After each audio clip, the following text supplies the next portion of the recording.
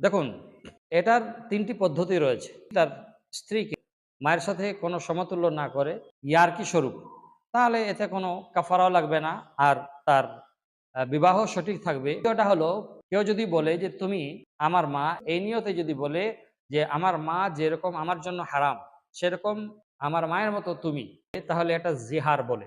সূরা মুজাদিলা 28 পারার মধ্যে বলেছেন যে, যারা নিজেদের স্ত্রীকে মা বলে, আসলে তাদের মা তাদের স্ত্রী নয়।